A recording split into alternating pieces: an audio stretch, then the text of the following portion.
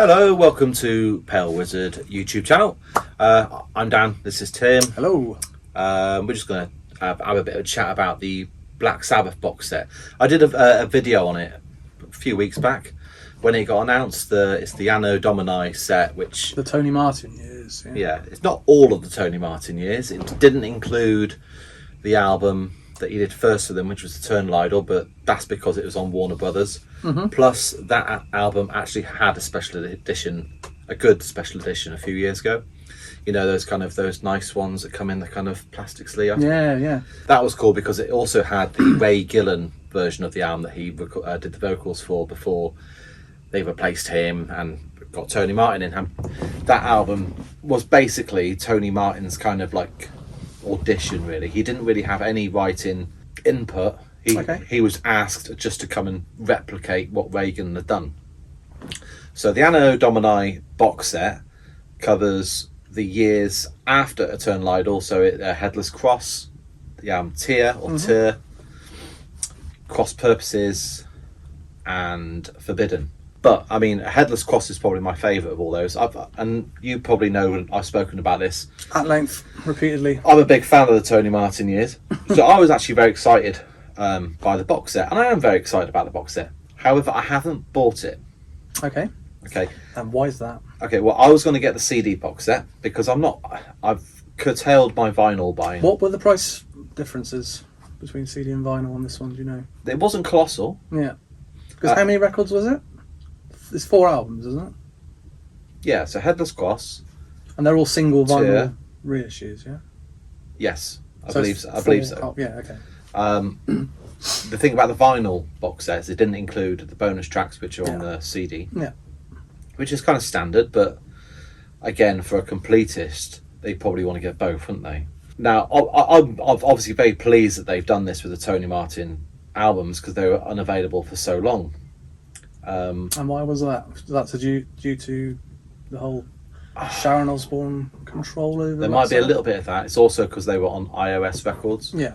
Which is Ice-T's lot, isn't it? Body Count. Yeah, there was obviously some licensing issues with that. Now, I'll just go over the exciting things about the box set first. For me, the most exciting thing was Tony Iommi, I mentioned this in the video, has completely remixed the Forbidden album. I don't think you've ever heard the original. I hadn't, no. Tim's not a massive Black Sabbath fan, by the way, but the original was awful, really, really awful. And a lot of that was down to the production. So it was produced by Body Count, wasn't it? By Ernie C. And Ice-T was involved in it as well, wasn't he? He's on it. He's on the first track, isn't he? Yeah. It's really jarring. But a lot of that was the production. Really weird production. I would like to hear the original. It's on YouTube. Yeah, I'll take it. I did have it on. I had all these albums on CD, and as you know, I sold all my CD. I've rebought most of them. Forbidden's the one I didn't rebuy. Not because of the sound of it. I just thought it was a bad album. Yeah. Cool artwork, but bad album. However, Tony Iommi's completely remixed it, and I've listened to it countless times now, and it's a completely new experience. It's not just a remix. Actually, a lot of the songs have changed. He's brought in guitar parts that weren't there. I think some of the drums have changed. Some of the keyboards are they sit better in the mix. They don't stick out. The vocals have now been kind of brought to life. I think he's used different vocal takes for certain songs, but mainly the guitars and drums just sound massive. I don't know what he's done to remix the drums. Obviously, he probably using some kind of modern techniques. He may have done some sample replacement on the kick and the snare, stuff like that. But suddenly it's almost like having a new Sabbath album, and now it actually sounds like it belongs in the... So this is like the main selling point for you then, really, of this whole thing, to have this album in this... Yeah, because I have all the others. Yeah. I have all the others on CD. Obviously, the others are remastered. I'd probably like to have the remasters. I think my copy of Headless Cross sounds like an early kind of CD master. So, you know... So what year was that? Headless Cross came out in 1989. Okay. So obviously the CD I've got sounds like a kind of, a late 80s, early 90s CD. So yeah, remaster of that would be good, but not crucial for me. That wouldn't tip me to buying it. The thing that would tip me to buy it is the Forbidden mix. Yeah. Now, my only complaint and the only reason I'm not going to buy this box set is because the CDs come in little cardboard sleeves. Well, that's just an aesthetic thing, though, isn't it? No, it's... So the rest of your Black Sabbath CDs all in jewel cases? Jewel cases. Yeah? Or digipacks. But you're going to have... With a tray. But it's in a box set, right? So it's in a cardboard box. Yeah, but the thing is, I want to listen to my CDs and I'll take them out and put them in the car. Right. And because they're in so they're going to sleeves, they're just going to get wrecked. Okay. I don't like the fact that you have this lavish box set and then you put the CDs in some crappy little cardboard sleeves. I find that... Why don't you just copy the CDs and put CDs in your car? True. There are ways around this, That's true. It seems like a bit of a cop-out reason for not buying the box set, just because the CD... I mean, sometimes packaging isn't perfect on these things. I think it's too much money for... How much is the CD box set then, do you think? I mean, what would I pay for 4 CDs? 4 CDs, yeah? 4 albums in a box set on CD? $29.99? Yeah, it's 50 quid. 50 quid? 50 quid. Okay, well, we can fucking keep that then. Well, I'm not spending... No, I don't blame you. I'm not spending 50 quid. So that would be more of a reason for me than the fact it's and it's in cardboard, but yeah. If they were properly packaged CDs, I would have jumped on it. And there's a nice looking book in there. They have to be super audio CDs for me for that kind of money. Yeah, there's a nice looking book in there. I would like. It's got interviews with all the band members, and obviously I'd like to support the project. I think Tony Martin. Black Sabbath are pretty short of money, I'd imagine. I imagine Tony Martin's short of money. Is he? Well, how much is it? How much money is he getting from this? Well, he hasn't had a paycheck for. If the albums have been deleted for 20 odd years, when was the last time he had a royalty Have they been check? On streaming?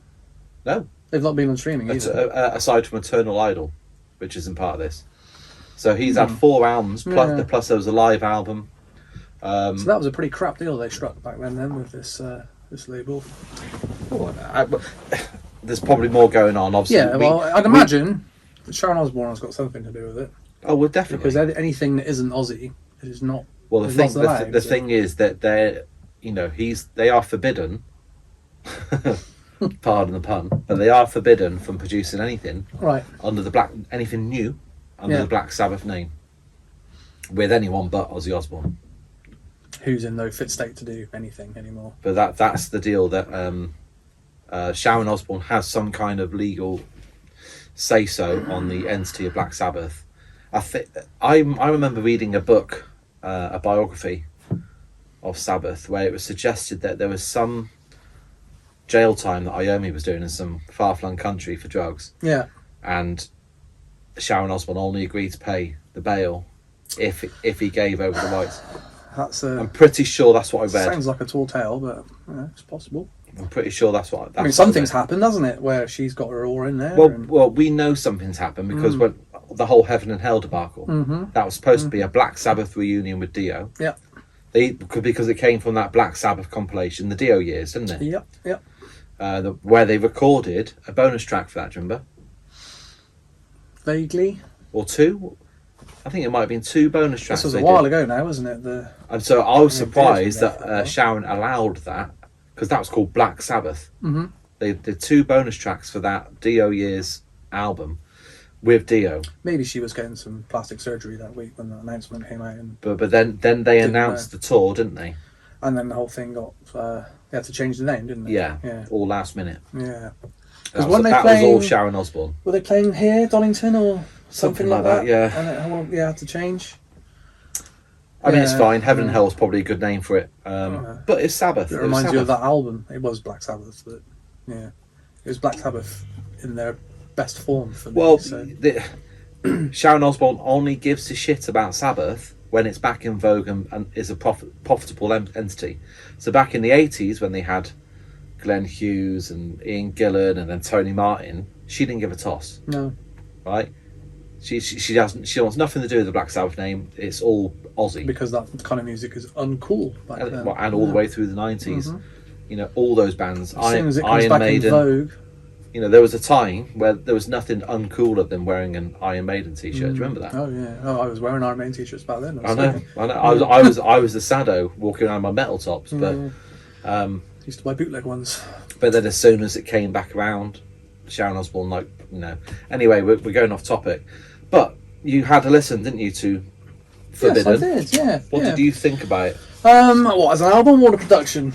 Just in what you as a cold listen, because you've never heard it. I've never heard it before. No. And to be honest, I did until I got halfway through. I didn't know what year it was released. Okay. So then I took a stab at, because I think this is going to be mid-90s, and it was. So, right. Because it sounds, even though it sounds a lot fresher, and the mix is really good on it. I really like the bass sounds like. Yeah, it's great, isn't it? I wasn't expecting it to sound like that from what I'd heard. You know how it was described. Yeah. So it must be, not having heard the original, it must be a massive improvement. It really is. So I will check out the original mix, and I won't listen to it all. No, you won't want to. From what I've heard, but yeah, the actual sound of the music was good. I loved his vocals. You know, forefront in the mix, sounded great. I didn't like any of the songs on it particularly. It's that kind of music. It's not that kind of. It's still not the strongest Sabbath album. Well, I don't know. But for me, it's not the worst. So there's worse albums than this, you're saying? By Sabbath? Yeah. Yes. Yeah. What about by Tony Martin, with Tony Martin singing? Oh no, this is the worst Tony Martin one. Yeah. The worst one. Nothing to do with him. He puts in a great solid effort. Let me have a look at some of these song titles, because the first song is one with Ice-T rapping on it, right? It's the lyric. I mean, Tony Martin wrote the lyrics on this. I read. I think it was very rushed. Yeah, because the lyrics are the worst thing about it. Yeah. By a long way. It's all so generic, cheesy. I wrote down. Shaking Off the Chain. That could have been on any sort of new metal night, new metal sort of club night, in between like Deftones and Korn. Especially with this mix with that sort of big bass sound. Yeah, it sounds nothing like the original for me. Yeah, well there you go. All these guitar solos that are on this, are they the original solos, or have you redone them? Some of them, I think he's used alternate takes. Yeah. He's not allowed to redo anything. Right. But he can, whatever's there. Yeah, he can use original. Parts. So if there's a different take, he can put it in. Yeah. Okay. Yeah. It's derivative is a word I wrote down about 3 times, and generic.